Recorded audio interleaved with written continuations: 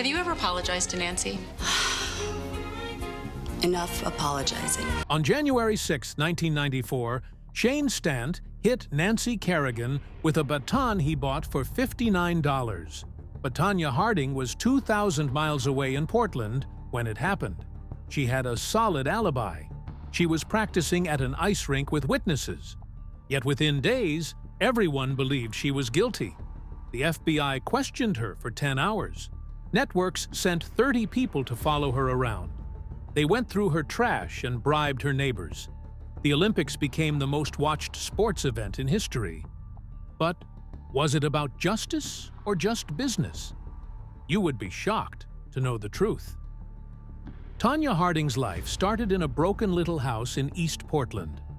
Her mother, Lavona Golden, was always working. She served tables, poured drinks, cooked food, and sometimes did all 3 jobs in a single day, just to afford skating lessons for her little girl. Tonya was only 3 when she first stepped on the ice. She had no fancy skates, no name-brand outfits. Her mother made her costumes by hand, stitching every piece together herself. It wasn't just tough, it was violent. By the time Tonya turned 7, her mother had already started beating her regularly. At one skating competition, Lavona dragged her into a bathroom and hit her with a hairbrush. And once, during high school, her mother threw a steak knife across the room. It landed in Tonya's arm. Lavona denied it, but Tonya never forgot it. Her father taught her how to fix cars. She could tune engines and change brake pads before most kids learned to drive. She also worked at ice rinks to pay for her training. She dropped out of Milwaukee High School in 1987, the same year her parents finally split. She got her GED in 1988. While most Olympic hopefuls had private coaches and sponsorships, Tonya was welding metal and scraping grease from car parts. That was how she paid for her dream. She didn't skate like the others. She was strong, fast. She didn't float like a ballerina. She exploded across the ice. Judges hated it. They wanted grace and beauty. Tonya gave them power and grit. But she didn't care. On January 12, 1991, she did something no American woman had ever done. She landed a triple axel at the U.S. Championships in Minneapolis. She was only 20 years old. That same year, at Skate America, she broke 3 more records. First woman to land a triple axel in the short program. First to land 2 triple axels in one event. First to combine a triple axel with a double toe loop. No one else had done it, but even then, judges acted like it wasn't enough. Her biggest rival, Nancy Kerrigan, had a different kind of life. Kerrigan wore gowns made by Vera Wang. Tonya made hers at home with pink fabric and thread.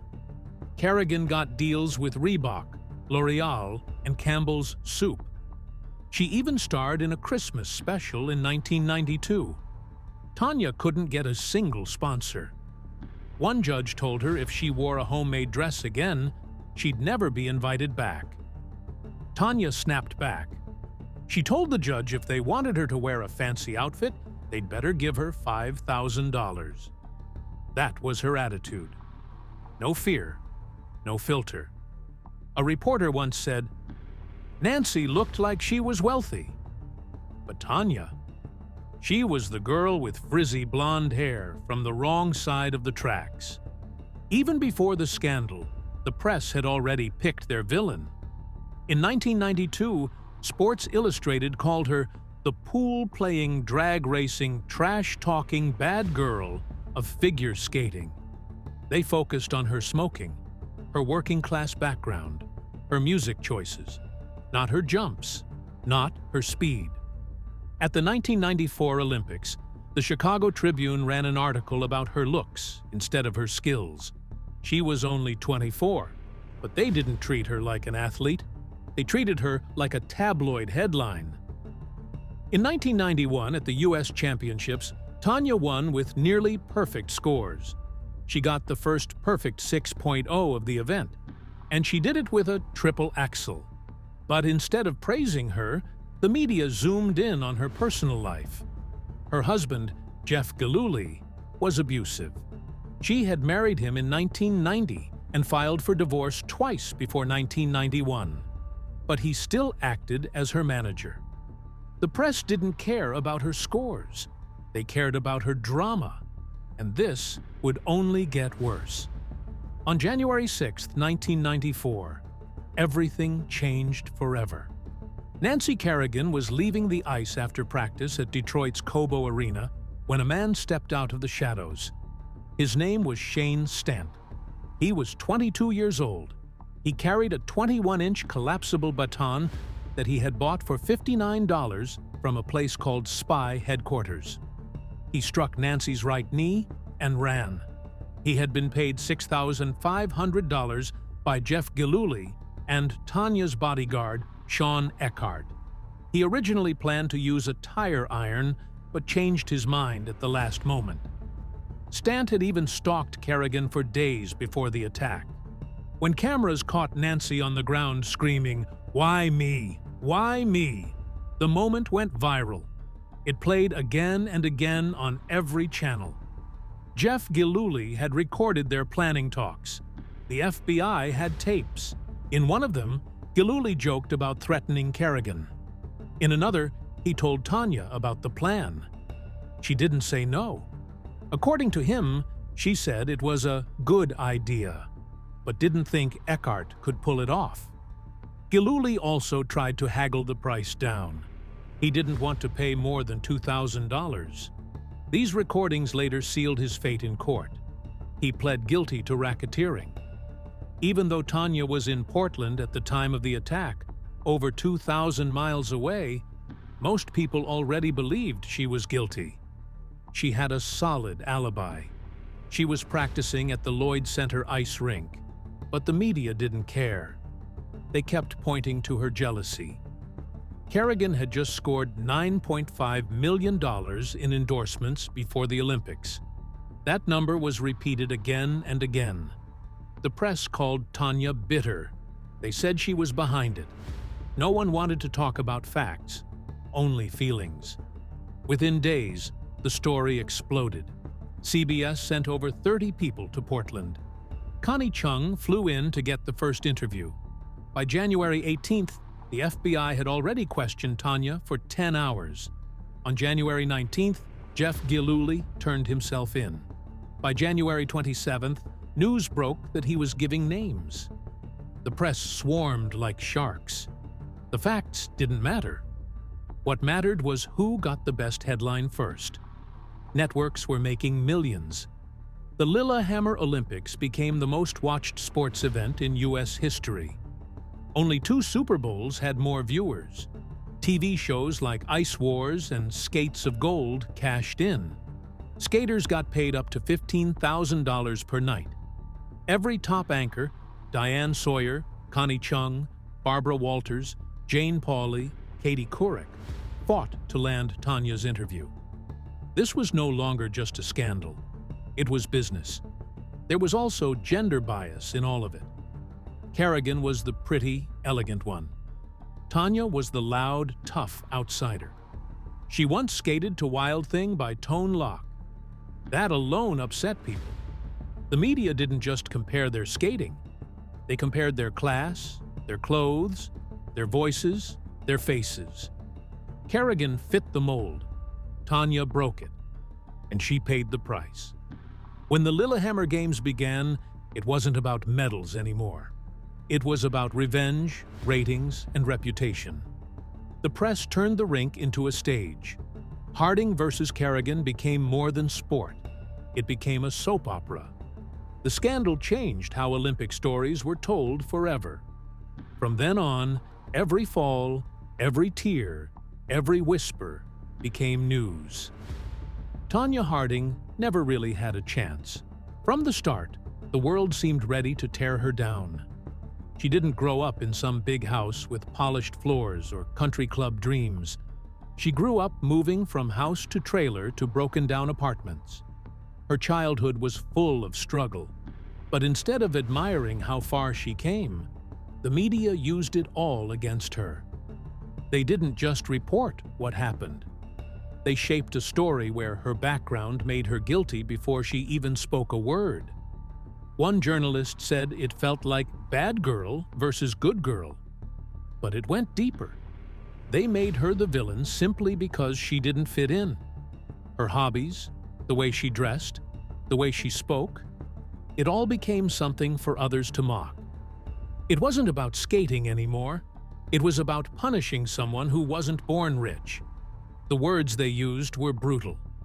One person in the skating world called it princess versus white trash figure skater. Another said, trailer trash is what they call people out here. Reporters weren't just harsh, they were cruel on purpose. Tonya said it herself. They interpreted me like a piece of shit. She said they flashed cameras in her face so she couldn't even practice properly. And it wasn't just words. It was a full attack on who she was. Her life became a kind of twisted show, and her pain was the entertainment. An academic named Sarah Marshall wrote that even the darkest parts of Tonya's life were turned into tabloid gold. Her suffering sold papers. It got ratings. It became a game to see how far they could push her. Even when Tonya did something incredible, it was never enough. In 1991, she became only the second woman ever to land a triple axel in competition. That should have changed everything, but it didn't. The judges didn't want someone like her winning. They wanted someone who looked pretty but not too sexy, strong but not too scary, soft but not too weak. Tonya didn't fit that. She didn't hide her power. She didn't smile when she was angry, and for that, they punished her. In the movie Tonya, there's a moment where she tells the judges off. She says what everyone was thinking, that they weren't judging her skating, they were judging her background. One skating official even admitted they didn't want to promote someone who didn't match the image of an all-American girl. So even when she skated better, they scored her worse. The media called her things no male athlete would ever hear. They said she skated like she was fighting gravity, that she was a bead of raw sweat in a world of dainty perspirers. One article said she fights the ice like a mugger. They saw her power as ugly, not impressive. Her strong legs and broad back became reasons to mock her. They called her thuggish for being direct, even though men were praised for the same thing. She wasn't doing anything wrong. She was just being herself. But the rules were different for women, and even worse for women who came from nothing. What they did to her in the end was crueler than anything anyone could imagine. She didn't attack Nancy Kerrigan.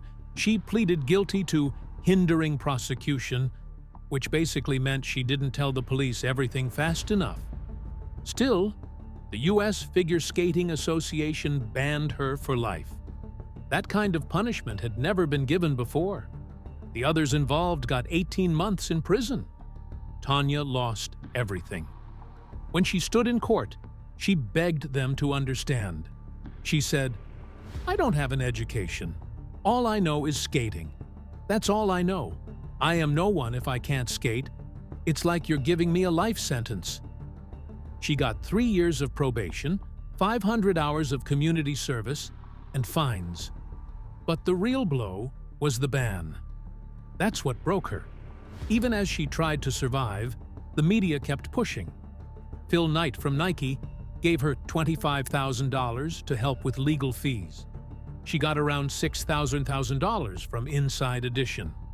But those small bits of support couldn't fix what had already been ruined. Decades went by before anyone tried to fix her image.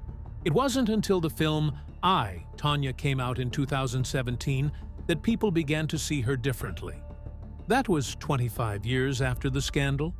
The things reporters did to her weren't just aggressive, they were dangerous. At the 1994 Olympics in Norway, over 300 photographers showed up to her practice. Some waited more than 7 hours just to get a spot. Officials told them not to use flash, but they didn't care. The ice turned into a strobe light of blinding white. Every time Tonya jumped, a dozen cameras would flash and she'd fall. She said, "Every time I jumped, they'd all flash and I'd fall on my face." That's not just harassment. That's sabotage. CBS even aired her practice sessions live. They turned training into a TV show. It didn't stop there. They went through her trash, digging for anything they could twist into a story. They bribed her neighbors to talk. They even pretended to be relatives to get her school and medical records. The moment she landed in Norway, over 100 reporters were waiting. The U.S. Olympic Committee had to rush her away in a van to avoid a mob. The Minister of Agriculture in Norway couldn't even get his Olympic pass because they had to shut down the center while Tonya was processed. That's how out of control things had become. One of the worst moments came from Inside Edition. They aired audio of Tonya that made it sound like she confessed, but it was fake. The audio had been edited, chopped up from different conversations, twisted to create a confession that never happened. They didn't care about truth. They cared about drama.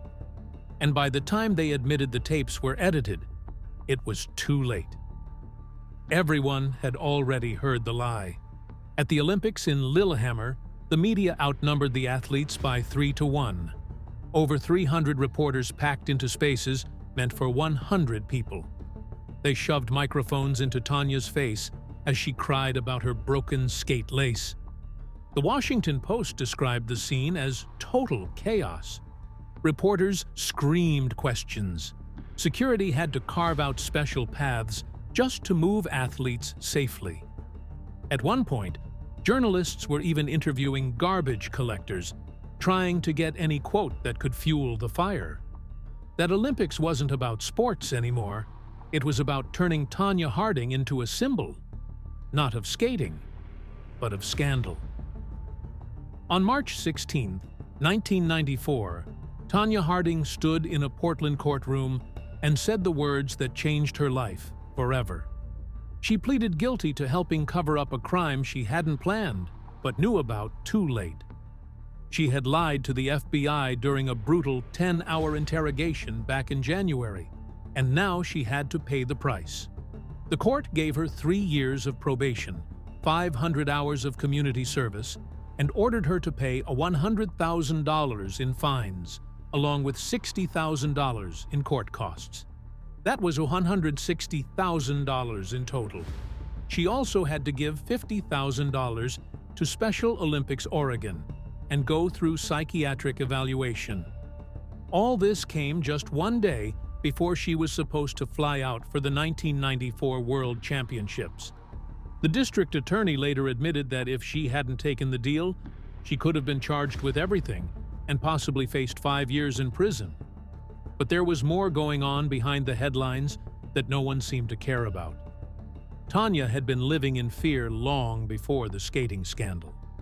Court records showed she had filed not 1, but 2 restraining orders against Jeff Gillooly, the man at the center of the plot. She said he had hit her, pulled her hair, and pushed her around during their 3-year marriage. In July 1993, when she was only 23, she wrote in court papers that he had broken into her house and truck and that she was scared for her life. Her own mother told Sports Illustrated that Jeff once tried to break down a door just because he thought Tonya was with another man. That man turned out to be her brother. This abuse had started when Tonya was just 15 years old and Jeff was 18. But the media ignored all of this. They called her stories excuses instead of seeing them as part of a dangerous pattern of domestic violence. After the scandal, her skating career was destroyed.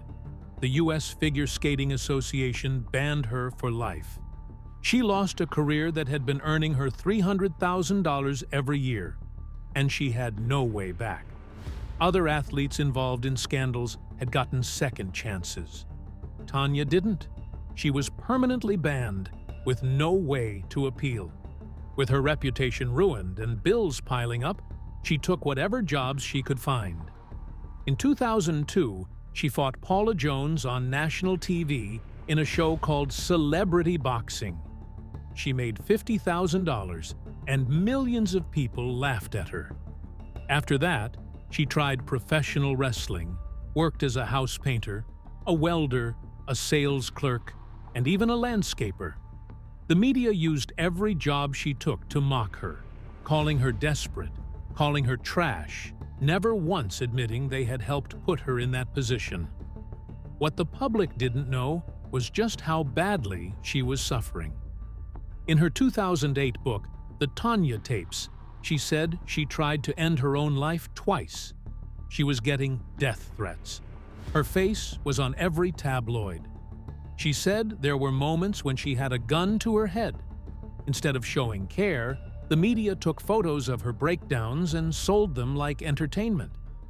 She said she was molested as a child and raped too, but no one really listened. She said she wasn't well educated, that she was naive, and that people used that against her. The same media that had destroyed her career were now making money off her pain. They didn't stop. They never let her breathe. By February 2010, 2000, after 6 years of cameras following her everywhere, Tonya was arrested for fourth-degree domestic violence against a boyfriend named Darren Silver. Again, no one asked what might have pushed her to that point. No one talked about the constant surveillance or the way reporters turned every relationship she had into a show. When she appeared in court, the headlines called her violent. The judge's name was Randall Fritzler. But what really happened wasn't what the news wanted to show. They didn't care about the years of trauma. They just wanted one more story, one more punchline. Then something changed. In 2017, a film came out called I, Tonya. Margot Robbie played her. The movie cost $11 million to make and ended up making $53.9 million worldwide. It premiered in Toronto on September 8th and officially released on December 8th. It got 3 Oscar nominations. Allison Janney, who played Tonya's mom, won Best Supporting Actress. The movie showed something the news never did. It showed that Tonya had been beaten down her whole life, not just by the people close to her, but also by the system around her. People started talking again about what really happened back in 1994. Jeff Gillooly had already pleaded guilty on February 1, 1994, and told the FBI Tonya had agreed to the plan. He claimed she said, "Okay, let's go for it." But Tonya's own words from her long FBI questioning told a different story. 8 hours into it, she said she realized Jeff was involved and admitted it, even though it broke her heart. She said, "I'm telling on someone I really care about." She was trapped. At first, Jeff said he would take all the blame. But when he found out Tonya had spoken, he turned on her too. The movie didn't try to erase any of this. Instead, it asked why the world was so quick to believe only one version of the story. It made people question the media, especially the way they treated women like Tonya, who didn't fit the image they wanted. She didn't come from money. She made her own costumes. She was rough around the edges, and the skating judges hated that. They wanted someone who looked like a fairy tale. Tonya was never that girl, and the media punished her for it. The film broke the fourth wall. It used conflicting interviews and showed how the truth is never simple. By 2017, viewers were ready to see things differently. They saw how unfair it had all been. One film reviewer said they started out judging her, but ended up feeling sorry for her. The movie showed how class and gender and media frenzy had all worked against her. It turned her from a joke into a human being. The director, Craig Gillespie, made sure not to water down the abuse. He said it had to be brutal, so people would understand why Tonya acted the way she did. He and Margot Robbie spent time getting it right. They showed how both Tonya's mother and husband had shaped the way she saw the world. The violence wasn't added for shock. It was the truth. It explained her pain. It explained her anger. and it made people finally understand that Tonya Harding was more than just a scandal. She was a survivor of something much deeper. Tonya is now 54 years old. She lives a quiet life in Southwest Washington. She's married to Joe Price, a man she met while singing karaoke back in 2010. Their son was born in February 2011, and Tonya calls him her second chance in life to be loved and be happy. But even after 31 years, the internet still won't let her go. Old lies from the 90s keep resurfacing. People on social media say cruel things without knowing the full story. Still, she pushes forward. She teaches skating now. She speaks out against abuse because she went through it herself. Her ex-husband, Jeff Gillooly, was abusive, and that pain still shapes her. In 2018, she appeared on Dancing with the Stars and came in third place. The next year, she won Worst Cooks in America.